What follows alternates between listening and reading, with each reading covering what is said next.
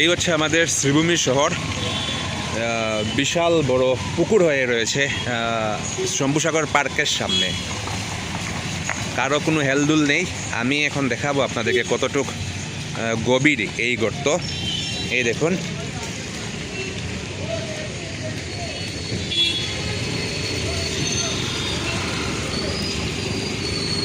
দেখুন কতটুক গভীর।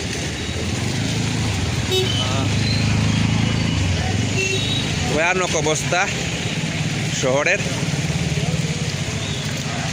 নালা শহর সব কিছু এক হয়ে আছে, আবর্জনা রাস্তার মধ্যে। শাসক দল পুরো ভাত ঘুমে। দেখুন কীরকম ভয়ানক অবস্থা শহরের। সবাই নীরব। বিরোধী দল কংগ্রেসও নীরব। বামপন্থী দল আছে, বামপন্থী দল তারা ব্যস্ত থাকে দেশের প্রধানমন্ত্রীর বিদেশ নীতি নিয়ে।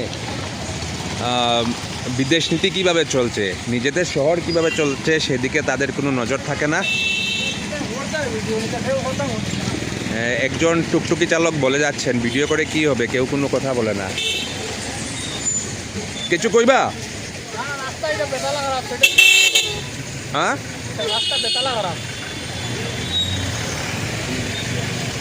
ভয়ানক অবস্থা চলছে।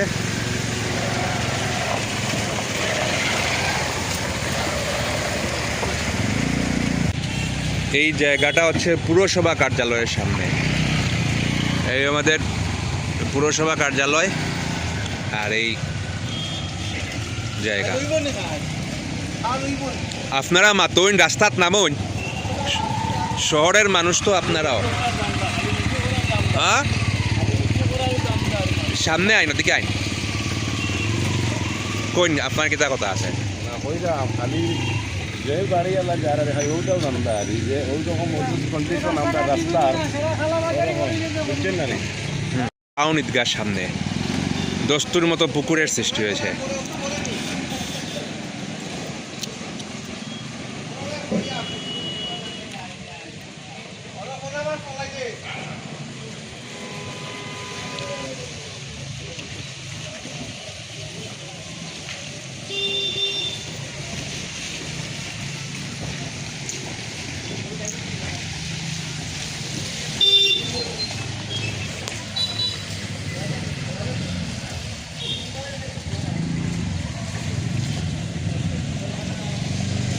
রুগী নিয়ে যাওয়া আসা করছে এই রাস্তা দিয়ে।